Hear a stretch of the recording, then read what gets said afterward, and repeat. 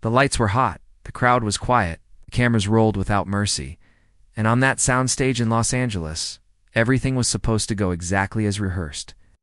The scene had been practiced 20 times. The timing was tight.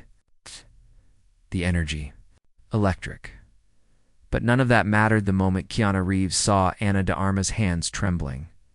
It happened in a blink. Ana stood across from him, her eyes locked in, her face calm. But Keanu noticed it, the tiny shift. Right hand, hidden. Just slightly behind her dress had begun to shake. Not from acting, not from nerves before a kiss scene. This was different. It was subtle, but it was real, and Keanu knew real. He'd seen that kind of tremble before once, on the face of a young stint woman who'd just lost her brother. Another time on a makeup artist trying to finish work while holding back tears. He had learned to see pain where others didn't, and at that moment, as the director shouted, "Action!" Keanu didn't see a scene. He saw a person who was about to break. Ana tried to keep going. She delivered her line. "Do you think there's still hope? Even after all we've lost?" Her voice cracked just a little. But to most watching, it would have passed as a creative choice. Not to Keanu, and that's when he did it, with cameras rolling. With producers watching from behind glass, with millions of dollars in studio time ticking away, Keanu stepped out of the scene. He walked straight toward Ana. Breaking character, breaking silence, breaking the invisible rule that said you never stop once the director calls action. But he didn't care. The room froze. A few crew members gasped. Someone cursed quietly under their breath. The director stood halfway up from his chair, confused. His headset tilted off. Keanu reached Ana and leaned in close, his voice barely above a whisper. "Are you okay?" he asked gently. Ana blinked, startled, unsure how to respond. She didn't cry. She didn't collapse, but her eyes filled, just a shimmer. And then the tears came slowly, like she had been holding them for hours, maybe days. She nodded, then shook her head. "I'm sorry," she whispered. "I thought I could push through." "You don't have to push through anything," Keanu said. "Not with me." He stepped in front of her, shielding her from the cameras without making it obvious. It was like he knew exactly where to stand so that the lens couldn't catch her face. Like he'd done it 100 times before, and maybe he had. The director finally stepped forward, his hands lifted in confusion. "Keanu, what's going on? We had a take." Keanu turned. Calm, not angry. "We don't need a take if she's not okay." No one argued. No one dared. Ana was quietly escorted off set. Someone brought her water. Someone else called the medic, just in case. But all the while, Keanu never left her side. And behind the scenes, people began to talk. But they didn't talk about how the scene was ruined. They talked about something else. Something that spread across the studio like fire in dry grass. Did you see what he did? He didn't even hesitate. He chose a person over the scene. It had only been seconds, maybe 20 at most. But what Keanu did changed everything. Not just for Ana, but for everyone watching. For the lighting crew who often felt invisible.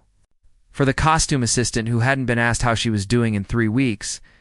For the young intern who had almost quit that morning because no one remembered her name, Keanu remembered something else, something more important. That the work could wait. But people see OULD in single quotes. Later that night, Ana sat alone in her trailer. The lights were dim. Her hands were steady now, but her heart was still full of questions. She had been pushing too hard, trying too hard, smiling too much when no one could see how tired she was inside. The fame, the pressure, the fans, it all looked beautiful on the outside. But lately, something inside her had felt. Holodon and Keanu had noticed. He didn't judge her, didn't ask her to explain. He had just shown up, quietly, gently, like only real friends.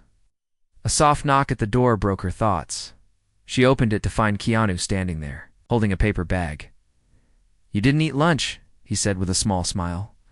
"I brought tacos," she laughed, the kind of laugh that sounds like it's pulling up hope from the chest. "You remember I like tacos?" House. You told me on day 2, he said. You like soft ones? Chicken? No onions? She stepped aside, letting him in. And for the next hour, they didn't talk about acting.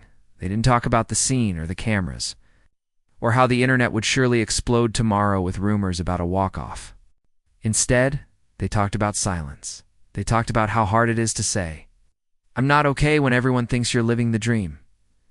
They talked about Keanu's younger sister who had battled illness for years, and how sometimes kindness was the only thing that kept her going.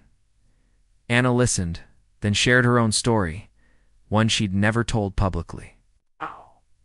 About the time she almost quit Hollywood. About the letter she wrote to herself but never sent. And at one point she asked Keanu, "Why did you come over?" He could have ignored it, kept acting. He looked at her, eyes kind but clear. "Because I saw you, not the actress. Not the scene partner, just you." That night became something sacred, not because of the tacos, not even because of the walk-off, but because it reminded Anna and everyone who heard about it that sometimes the most powerful thing you can do is stop everything, just to ask, "Are you okay?" and mean it. The next morning, the studio buzzed. News had already leaked. Social media flooded with posts. Keanu Reeves stops mid-scene to comfort Ana de Armas. He didn't care about the cameras, just her. This is why he's different. But Keanu never commented, and neither did Anna. Because some moments don't need press. They just need presence. And that was only the beginning. Because what happened next? No one could have predicted, but it all started with a walk. And a whisper. And one man choosing kindness over applause. And that's how the story begins. The sun rose quietly over the studio lot the next day. But the silence didn't last long. Paparazzi had already camped outside. Someone had leaked a blurry still of Keanu walking off set mid-scene. Rumors started flying. Some said Anna had fainted. Others claimed it was a fight. But no one really knew, and neither Anna nor Keanu spoke to the press inside. Though everything had changed, the crew moved differently. Quieter, more watchful. People checked in on each other. Even the makeup artists, usually rushed, now paused between brushstrokes and asked, "How's your morning?" Anna arrived on set with her shoulders a little straighter. She wasn't fully healed, but something had shifted. Maybe it was the fact that she had been seen, really seen, and not as an actress or a star. Just as a person trying to hold herself together, Keanu was already there. He was sitting on a folding chair near the lights, sipping tea, his eyes scanning. A script. When Anna walked in, he looked up, gave her a small smile, and nodded. No words, just presence. The director came over. "Anna," he said gently, "we can reschedule the scene if you need more time." Anna looked at him, then at Keanu. Then, at the camera. "No," she said softly. "I think I'm ready." They went back to the scene. Same setup. Same lines, but something was different now. Anna's voice didn't crack this time, not because she was faking strength, but because she had finally allowed herself to be weak the day before. Somehow that gave her power today. They filmed. In one take, no one clapped. It's not out of disrespect, but because the silence after the last line felt holy, and then slowly, people started nodding. A grip whispered, "Wow." A sound technician wiped his eyes. The director whispered, "That's it. That's the one." Anna turned to Keanu. He gave her a quiet thumbs dash up. But the truth was, Keanu had barely watched the scene. He had been watching her, not for a performance, but for any sign that she wasn't okay. He had promised himself that after filming, Anna walked off set to her trailer. She felt stronger, lighter. But as she reached the steps, her phone buzzed. It was a message from her manager. "You might want to check Twitter. Something's happening." Anna opened the app. Her name was trending. But what shocked her wasn't the gossip. It was the story's thousands of comments. Not from tabloids, but from strangers. People sharing their own stories. "I once broke down at work and no one noticed. I wish I had a Keanu." Watching him walk off stage for her reminded me how important it is to check in on people. I've been pretending to be okay for months. Today I'm going to ask for help. Anna read one after another, her chest tightening. This wasn't about her anymore. Something was moving. A producer knocked gently on her trailer door. They want you and Keanu in the main lot. Press wants a picture. Just one. Anna hesitated.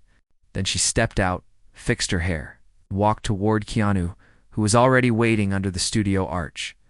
As the cameras clicked, he leaned in and asked quietly, "You sure you're okay doing this?"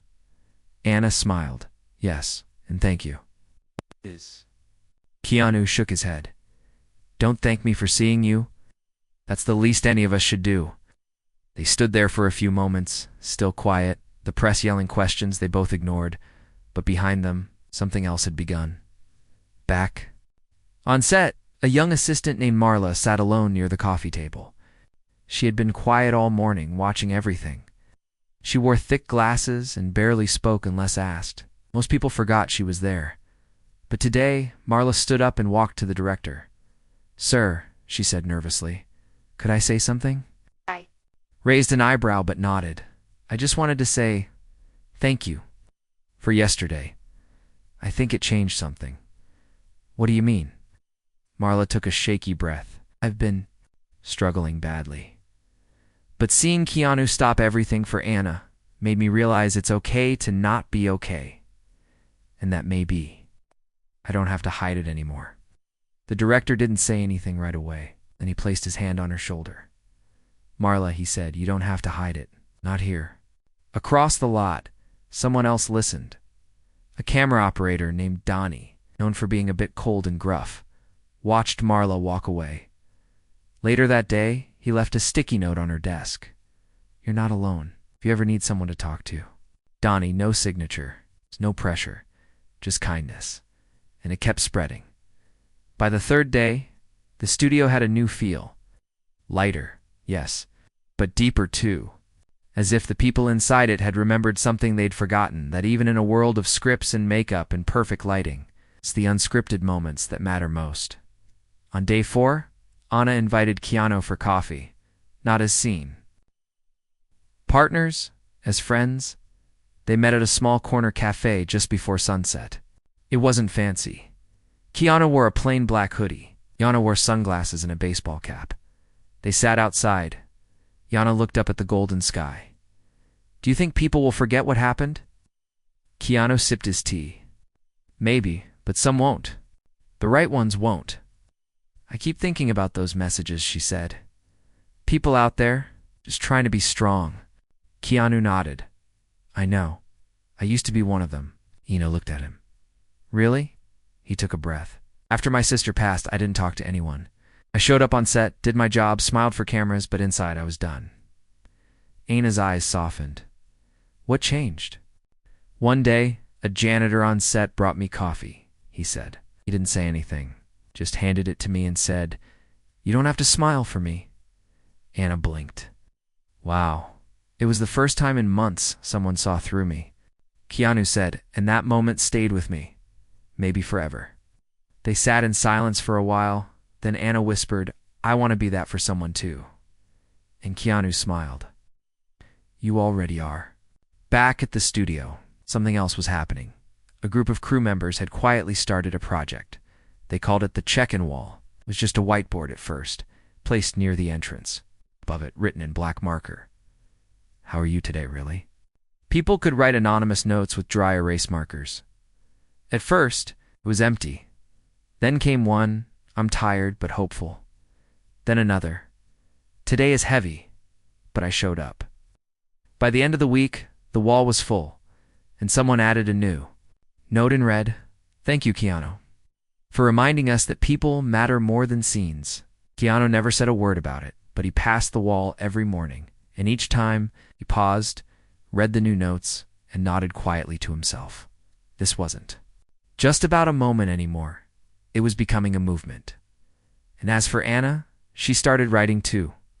Little notes she would fold and leave around set, on mirrors, on coffee trays, in script folders. "You are more than your job. Breaks are okay. You are seen." She never signed them, but people knew, and they felt it. And the story was just getting started, because on the 5th day, something happened that neither Keanu nor Anna could have predicted. and it would test everything they'd just rebuilt. It started with a phone call. Anna was in her trailer, quietly reviewing lines for a new scene. Her tea had gone cold. The soft hum of the air conditioning filled the silence. Then her phone buzzed. Unknown number. She almost let it ring out.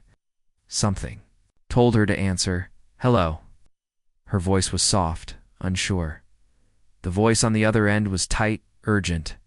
Anna, it's Claire. From press team. I'm so sorry to bother you, but we've got a problem. Anna sat up straighter. What kind of problem? There was a pause, then a sigh. Someone leaked a private moment. A video. From 4 days ago. It shows you tearing up. Keanu stepping in. Everything full audio. Anna froze. What? She whispered, it's already going viral. It's not just on Twitter. It's on news sites. Some are praising it. Some are twisting it. Tabloids are calling it a meltdown caught on camera. Anna closed her eyes. For a moment, all the peace she'd built over the last few days cracked. Do we know who leaked it? Not yet. Could have been a crew member. Maybe someone from video playback. We're checking. Anna hung up without saying goodbye. Her hands shook again. Not because of weakness, but because she felt betrayed. Across the lot, Keanu had just finished a stunt rehearsal when his phone buzzed too. He read the headline. Keanu Reeves comforts crying. Ana de Armas video leaks from closed set. He didn't flinch. Tant. He simply walked. It's quiet, fast, straight to Anna's trailer. She opened the door before he even knocked. You saw it, she said. Yeah, he nodded. She stepped aside. He walked in. They sat without talking. Outside. The lot buzzed with new energy. Whispers, glances, phones passed from hand to hand. Inside the trailer, it was just stillness. I didn't want people to see that part of me, Anna whispered. Not like that. Not when I wasn't ready. Keanu looked at her. I know. You didn't deserve that. You're calling it a breakdown. Twisting it like it was drama. He didn't respond right away. Then he leaned forward, elbows on his knees, and said something that made her blink. Maybe it's time we tell our version. Anna looked up. What do you mean? They're going to keep spinning it, he said. But what if we take the narrative back? What if we talk about what really happened? Not the drama, but the truth.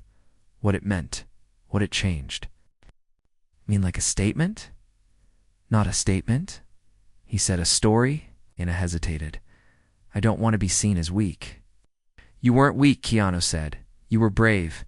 You let yourself be seen. That takes more strength than pretending. She stared at him, and in that moment, something shifted again. This time, not fear, not shame, resolve. Okay, she said. But if we do this, we do it together. Keanu nodded. Always.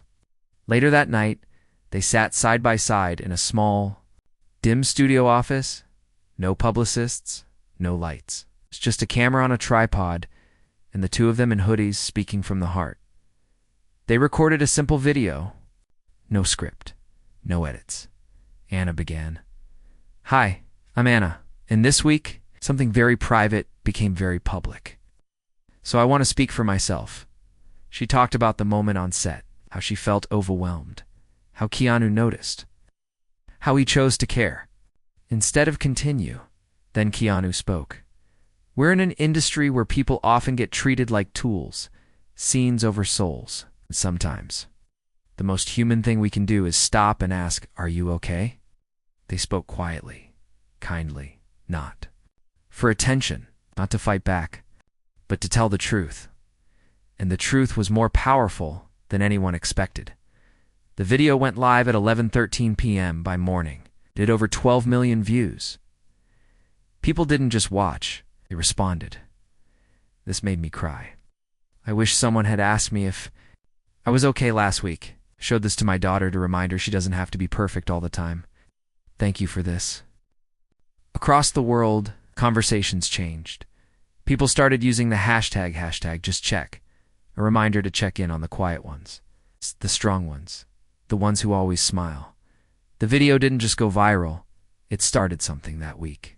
Studios in London, Toronto, and Sydney all added their own check-in walls. Actors who'd never spoken publicly about mental health began sharing DOT crew members wrote letters.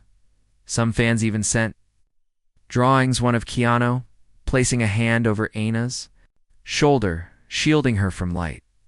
It went viral again, not for drama, but for tenderness. And inside all of this, Anna felt something strange. Not shame, but healing. People weren't mocking her. They were thanking her for being human, and it made her braver. On day 7, she stood before the entire cast and crew before a take. This time, she wasn't acting. "I just want to say thank you," she said. "Not for being perfect, but for letting this place become something real, for checking in on each other, for not turning away." The room was silent. Then someone clapped. Then everyone. Keanu stood at the back, arms crossed, smiling quietly. When the clapping faded, the director stepped forward. "Anna," he said, "I've been doing this for 30 years. But this past week, this crew, this energy, I've never seen anything like it." "Me either," she said. And then the twist came. Because just as she was walking back to her mark, the producer pulled her aside. "Anna," he said quietly, "there's something else." She raised an eyebrow. "The board wants to fast track." "A documentary, what?" "Feature-length behind-the-scenes film," he said. "Not about the movie, about what happened here, what it sparked. The moment. The message." Anna blinked. "They want it to be called Just Check." Keanu's words. Anna looked over at Keanu, who was tying his boots for the next stunt. "He hadn't heard yet. Does he know?" "Not yet." "We wanted to run it by you first." Anna paused, then smiled. "If it's real, if it's honest, I'm in." The producer nodded. "It's already happening, and people are watching." And that's when Anna realized. This wasn't just a viral moment anymore. It was becoming something permanent. And tomorrow would bring the biggest surprise yet. The day started with a note, a real one, folded, handwritten, slipped under Anna's trailer door before sunrise. She almost missed it, thinking it was another press memo or script update, but when she opened it, her heart paused. "You reminded me that I don't need to hide anymore. Today, I'm going to ask for help. Thank you, a stranger who saw your tears." Anna sat on the edge of her couch, holding the paper like it was glass. It wasn't from a fan. It wasn't for publicity. It was from someone real, someone hurting, someone watching, someone healing. And that was the moment she knew the story was no longer hers alone. It belonged to everyone who had ever broken down behind a locked bathroom door. Everyone who smiled while drowning. Everyone who whispered, "I'm fine," while carrying invisible storms. In that morning, the entire studio felt it. A shift. The quiet had changed from tension to tenderness. The coffee line was longer than usual. Not because people were slow, but because they stopped to ask, "How are you really?" and waited for the answer. Someone brought in muffins. Someone else added cushions to the crew bench, and on the far wall, check-in board had been replaced with something bigger. A mural spray dash painted, sketched written in marker and ink. It showed an open hand, palm up, with the words above it, "Just check." Keanu arrived early, as usual. He saw the mural, tilted his head, smiled quietly. He didn't take credit. He never did. Anna walked up behind him, holding her coffee. "You're a quiet revolution," she said. Keanu chuckled softly. "I just walked." "No," she said. "You walked. When no one else would." Before he could respond, a young man in a studio badge ran up to them, out of breath. "They're here," he said. "Who?" Anna asked. "The kids?" "From the foundation. The hospital outreach program. The ones you both invited." Anna's eyes widened. They actually came, all of them. Just like that, the day took a new shape. A group of children, ranging from 6 to 16, began walking onto the lot. Most wore hospital wristbands. Some walked slowly, others rolled in wheelchairs. A few held hands with nurses. A few clung to stuffed animals, but their eyes bright, wide. Alive. Keanu was the first to greet them. He knelt down to a little boy in a Captain America shirt and asked, What's your superpower today? The boy grinned. I didn't throw. Up this morning. Keanu held up his hand for a high five. That's legendary. Anna walked alongside a girl with a scar running down her neck. You're prettier in person, the girl said. Anna smiled. So are you? For 2 hours, kids explored the set. They sat in the director's chair. They tried on costume hats. They learned how fake blood worked, to their great delight. But the biggest moment came when the oldest girl, a shy 15-year-old named Emily, asked Anna and Keanu a question that froze the room. Do you ever get scared? Even when everyone's looking at you like you're supposed to be brave? Anna swallowed hard. Keanu looked at her, then back at Emily. Yes, Anna said. All the time, but you're... You, Emily said. And you're you, Keanu replied. And I'd bet you're braver than most people in this town. Emily looked down, blinking fast. Then Anna did something unexpected. She pulled off her earpiece, set it down, and said, We were about to rehearse a scene. Want to join us? Me, Emily asked. Yeah, Keanu said. We'll be your background. Actors. Emily laughed, then nodded. They handed her a script. They walked her to the mark. They rolled camera, and Emily, voice shaking but strong, delivered her lines. The crew clapped, but it wasn't applause. It was honor. It was recognition. After the kids left, Yana sat on the edge of a prop bench and whispered, That might have been the most important scene we've ever filmed. Keanu nodded. It'll never win awards. But it changed something. And it did. Because later that evening, producer returned with news. The network board just called, he said. About the documentary? Keanu asked. Yes, but more than that. They want to take it global. Global, Anna asked. They want to launch a campaign? Mental health awareness? The words Just Check leading it? Posters, interviews, free resources, workshops, schools, even movie sets. Anna blinked.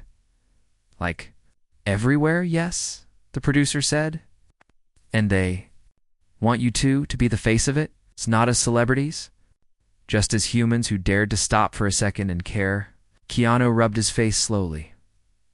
We didn't plan any of this. That's why it's working, the producer said. It's not polished. It's real. Anna looked over at Keanu. He gave her the same small nod he'd given the first day. Okay, she said, but on one condition, Keanu added. What's that? The producer asked. The first billboard goes in a hospital. It's outside a kid's wing, with Emily's quote on it. And so it was decided. But that night, long after everyone had gone home, Anna stayed behind. She walked the lot alone. Cameras, past dark trailers, past the mural wall. She stopped. She pulled out a marker, and beneath the giant painted hand, she wrote in small letters, Your tears are not a weakness. They are a signal, and someone is listening. Then she stepped back, took a breath, and walked away. Meanwhile, Keanu was at a small bookstore across town. He was alone. Browsing poetry a girl behind the counter recognized. Him but didn't say anything, not until he bought a book and left. When he got home, he opened it and found a note inside. I saw the video. I haven't spoken to my dad in 4 years. I called him. Thank you. He sat with that quietly like he always did, because the ripples had begun, and tomorrow, they'd reach someone no one expected. Someone from Anna's past. Someone who once broke her heart, and was now asking for help. Anna was sitting in her car, parked in the far corner of the studio lot. Staring at her phone, she had read the message 5 times, but it still didn't feel real. Hi, Anna. It's Lucas. I know I'm probably the last person you want to hear from, but I saw the video, and it broke me. Not because of what happened, but because of what I didn't do back then. I'm so sorry. Can we talk? Lucas. Her ex. Not just any ex, the one who had left her in the middle of her hardest season, when her mother was sick, when she was juggling auditions and grief, when all she needed was someone to stay, and he had walked away no warning. No explanation. It's just silence. Anna's fingers hovered over the screen. Part of her wanted to delete it, but another part part that had grown over these last days. That part whispered, "What if he's telling the truth?" She didn't reply. Not yet. But she didn't block him either, instead. She walked back onto set, her face unreadable, her thoughts loud. Keanu noticed right away. "Everything okay?" he asked gently as they waited for a lighting reset. She didn't. Answer not at first. Then she said, "Someone from my past reached out." Keanu tilted his head. "Good past or bad?" "The kind that leaves a mark," she said. He nodded, not pressing. "You don't have to decide now. I don't even know if I want to respond." "You don't owe anyone a piece of your healing," he said. "But sometimes closure matters, even if it's just for you." Anna didn't reply, but his words stayed with her. That evening, she sat by the mural wall again, watching crew members write fresh notes. A sound tech scribbled, "Today was hard. I stayed anyway." A makeup artist added, "I finally told my sister how I really feel," she cried. "We're talking again." And someone anonymous wrote, "Thank you, Anna. Your tears gave me permission to feel." And his heart ached. In the best way, later that night, she texted Lucas, "I got your message. I'm not angry. I'm just surprised. What made you reach out now?" The reply came 5 minutes later. "I saw the way he looked at you, Keanu. How he didn't flinch. How he chose you over the scene, and it hit me. That's what I didn't do. I saw you struggling back then, and I walked away. I have lived. With that shame, I don't want to make excuses. Just wanted you to know. You deserved better." Anna stared at the message, tears rising unexpectedly, not because she missed him, but because she realized something. She had healed more than she thought. The next day, she told Keanu everything. He listened, as always, quietly, without judgment. "So what now?" he asked. "I already did what I needed to," Anna said. "I heard him, and I let it go." Keanu smiled. "That's big. It's strange," she said. "I thought closure would feel like power, but it feels more like release." "Maybe they're the same thing," Keanu said. The rest of the day was calm, almost peaceful, until the phone call. This time, it wasn't about drama. It was about something else entirely. The documentary, Just Check, had been quietly submitted to the International Human Kindness Summit, a yearly gathering of activists, artists, and world leaders who promoted empathy and emotional well-being, and it had been selected not just for screening, but for the opening. Keynote Anna and Keanu were both invited to speak. Anna stared at the email in shock. "Keynote," she whispered. "Us. They want to build global curriculum," the producer explained. "Based on what started here, the check-in walls, the message, the idea that silence can be broken with presence." Keanu didn't speak for a moment. Then he simply said, "We have to go." Anna nodded slowly. "Have to." The summit was 3 weeks away, and the pressure returned. Interviews, camera tests, article requests. Every outlet wanted a piece of the story now, but Keanu and Anna kept it quiet. They focused on the message, not the fame. During one rehearsal, Anna stood in front of a mirror backstage and whispered her opening lines. "Sometimes, the bravest thing you can do is ask a question. Not the perfect question, just a simple one. Are you okay? And then, stay long enough to hear the answer." She looked at herself, and for the first time in years, she saw not an actress, not a public figure, just a woman who had walked through fire and come out softer, not harder. And behind her, Keanu stood watching.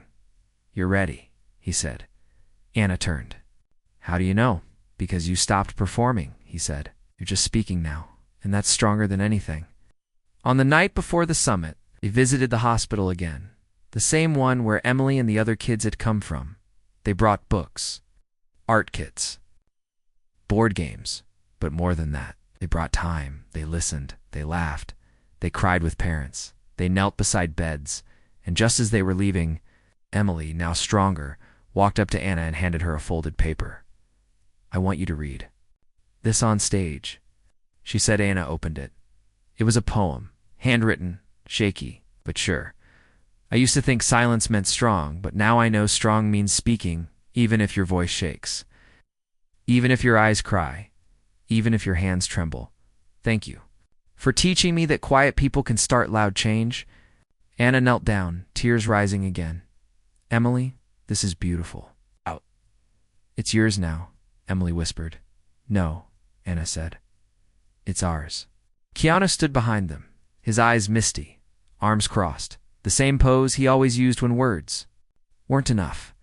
And as they walked back to the car, Anna turned to him. Do you think we're really making a difference?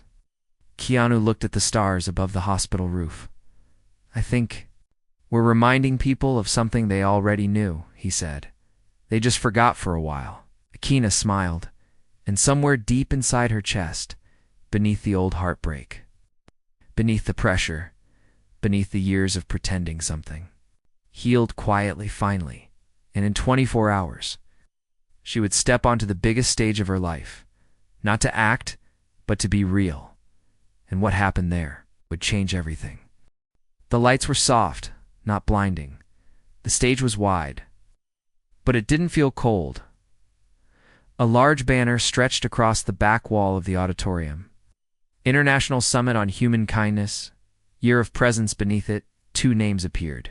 In white, Ana de Armas. Keanu Revest room was full, not just of celebrities, but of educators, nurses, volunteers, students, and people who had no titles at all, just stories. People who had lived through pain and kept going. Anna stood backstage with Keanu, breathing slow, her hands slightly shaking, not out of fear, but out of reverence. This moment wasn't for performance. It was for truth. Keanu, dressed in a plain suit, looked out from behind the curtain. You ready? He asked. Softly, Anna nodded. I think I've never been more ready for anything. A soft chime rang. They stepped out together. The audience stood before a single word had been spoken, not in applause, but in quiet honor, the kind that says, we see you now. Anna stepped to the podium first. The lights didn't glare. Cameras didn't flash. It was still. She looked at the audience. Then she looked down at the folded paper in her hand. Emily's poem. She unfolded it gently, hands steady now, and read. I used to think silence meant strong, but now I know strong means speaking, even if your voice shakes, even if your eyes cry, even if your hands tremble. Thank you for teaching me that quiet people can start loud change. The room was silent. Anna raised her eyes. I didn't come here today to talk about acting, she said. I came here to talk about what happened when I stopped acting. She took a breath. Some of you may have seen a video. It's the one where I lost my words, where I couldn't keep going, where I tried to hide my tears. She looked at Keanu. He nodded just once. That moment was never meant to be public. But now that it is, I want to say thank you. Because in that moment, something sacred happened. Someone saw me. It's not as a role, not as a product. Just me. She stepped back. Keanu walked forward. His voice was calm, low, like a gentle wave. I've worked in this industry for decades, and I've learned that cameras are always watching. But sometimes, the most important moments happen when we think no one's looking. He glanced around the room. When Anna froze on stage, I didn't think. I just moved, because I saw something. I recognized that tremble. It's quiet, but real. And when you see it, you don't ignore it, you don't push through, you stop, you check. He paused. That moment taught me something. It reminded me that our greatest power isn't how loud we speak. It's how gently we notice.